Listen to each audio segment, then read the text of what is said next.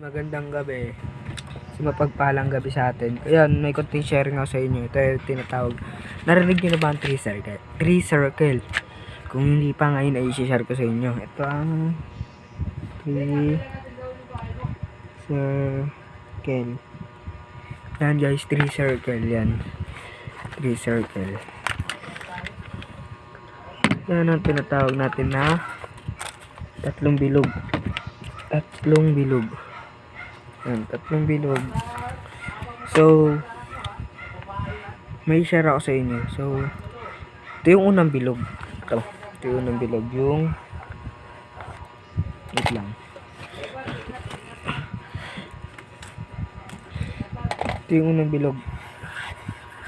Ito yung unang bilog. Yung brokenness. Broken word. Yan.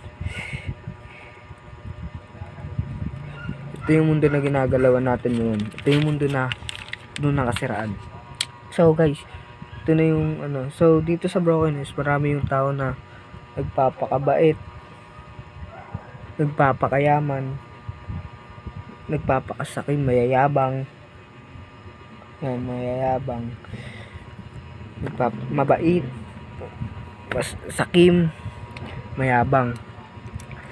So kahit anong gawin mo dyan, kahit mabait ka, pero kung wala kang Lord sa puso mo, hindi ka mapupunta sa langit. So guys, yan. So ito yung perfect, hindi naman talaga yan yung perfect na plano sa atin ng Diyos eh. Hindi naman talaga yun. Kumbaga parang ito yung plano sa akin ng Diyos. Ito yung plano sa atin ng Diyos. Ito yung God's perfect plan. God's perfect plan, yung mundo ng perfect, mundo ng kasiyahan, kagalakan. Kumbaga pag nandito ka na eh. Kumbaga parang ito, dahil sa kasalanan, napunta tayo dito sa broken world. Yan.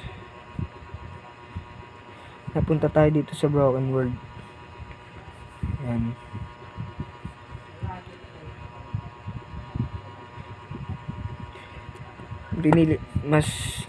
Dahil sa kasalanan, napunta tayo dito sa broken world. So, marami dito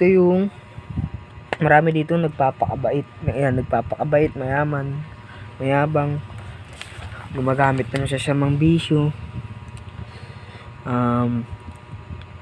nakikipag-away, pagmumura, lahat ng nagagawa dito sa mundo, mga maruming pag-iisip. Yan. So, lahat yan. So, kahit mayaman ka, tapos nagbabagi ka ng biyaya, pero lahat ng yan ay kasalanan.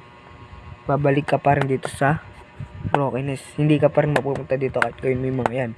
So, ito yung ano sa atin ng Lord na pinakaplano. So, ito yung si Jesus. Si Jesus yan, si Jesus.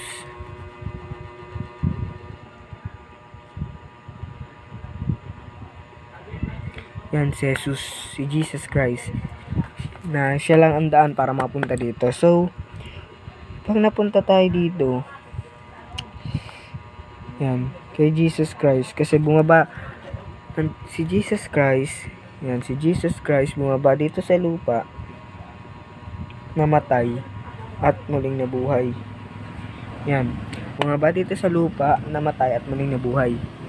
So, namatay siya para maligtas tayo sa mga kasalanan. So, may kailangan tayong gawin. Ito ay believe, magsisi,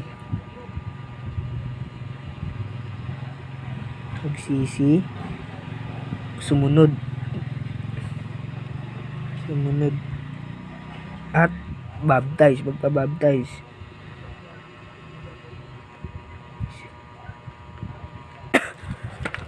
Excuse me. Magpabaptize. So, ang magsisi, ito yung hihingi ka ng tawad sa Panginoon na hindi lang yung sorry, tas babalik ka ulit. Parang tinalikuran mo na yung kasalanan mo, pero hindi ka na muling tatalikod. Hindi ka na muling lilingon dun sa kasalanan na yun. Nagsisi ka na eh. Pinatawad ka na ng Panginoon eh. Pag pinagkatawad sa'yo ng Panginoon, sumunod ka. Sumunod ka sa mga utos niya. Ikaw ay maglingkod, maniwala at magtiwala. Siya lang ang tagapagligtas. At baptize. Hindi yung baptize na ilulubog ka na sa tubig, kung hindi ang baptize sa pamamagitan ng Espiritu Santo. So, yung pag nagawa mo na yung tatlo na yan, gagawin mo na si Jesus na hari ng buhay mo.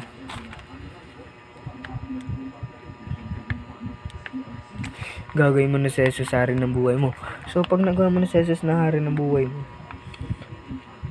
ngayon, may hadlang pa ba para tanggapin mo si Jesus Christ? Yan. Kung meron, sabihin mo sa akin panalangin. Panginoon, ako po'y nasa brokenness at sa mundo ng makasalanan at ako po'y makasalanan.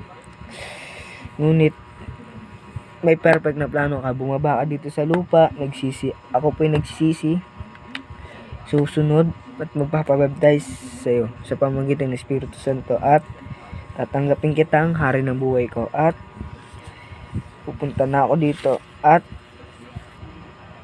gagawin kitang tagapagligtas. In Jesus name, Amen. So ngayon, tinatanggap mo ba si Jesus Christ na yung tagapagligtas?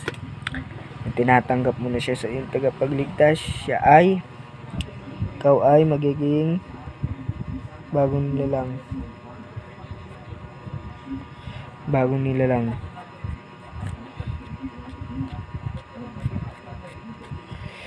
So, ngayon, handa ka bang sumunod sa Kanya? So, sabi sa Matthew 28